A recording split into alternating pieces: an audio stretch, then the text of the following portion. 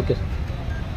ఈ నెల 25వ తారీఖున కందుకూరు పట్టణం గాయత్రి నగర్ ఏరియాకి చెందిన నంబాల ఎర్రమ్మ భర్త నాగేశ్వరరావు అనే ఆమె తన పెద్ద కుమార్తె వనజాక్షి అలియాస్ వనజాను తన అల్లుడు శివకృష్ణ చిమ్మటా శివకృష్ణ అనే అతను కొట్టి చంపేసాడని చెప్పేసి మనకు ఫిర్యాదు ఇవ్వడం జరిగింది.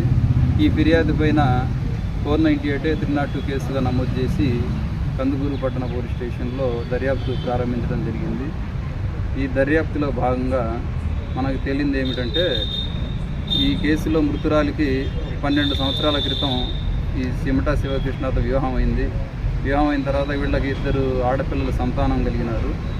తర్వాత గత 4 సంవత్సరాల నుంచి ఈ కేసులో మృతురాలు వనజాక్షి గాయత్రి నగర్లోనే ఒక ఇంటిని అద్దెకు తీసుకొని బ్యూటీషియన్గా పనిచేస్తున్నారు.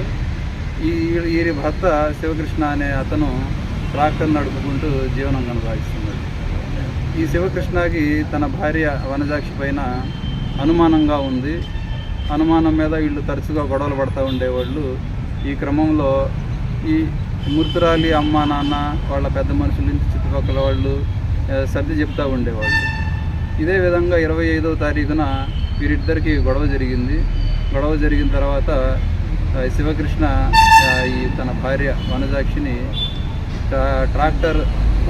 ట్రాక్టర్కి సపోర్టుగా పెట్టే పోస్ట్ తీసుకొని బలమైన గాయం తలపైన కలగజేయటం వలన ఆవిడ అక్కడక్కడే చనిపోయారు. కలిపేసేసి అక్కడి నుంచి వెళ్ళిపోయాడు. ఈ 6 గంటలకు సాయంత్రం వాళ్ళ అమ్మ నాన్న అంటే ఈ ఫిర్యాది వారి ఎర్రమ్మ వాళ్ళు ఫోన్ చేస్తుంటే ఫోన్ ఎత్తట్లేదని వచ్చి చూస్తే ఇంట్లో మృతదేహం పడి ఉంది. దానిపైన కేసు ఇచ్చారు. ఫిర్యాదు మనం కేసు నమోదు చేసి దర్యాప్తు చేస్తున్నాం. ఈ దర్యాప్తు భాగంగా ఇవాళ ముద్దాయిని చిమ్మటా శివకృష్ణ అనే అతన్ని అరెస్ట్ చేసాము. అరెస్ట్ చేసి రిమాండ్ నిమిత్తం కోర్టుకు తరలిస్తున్నాం.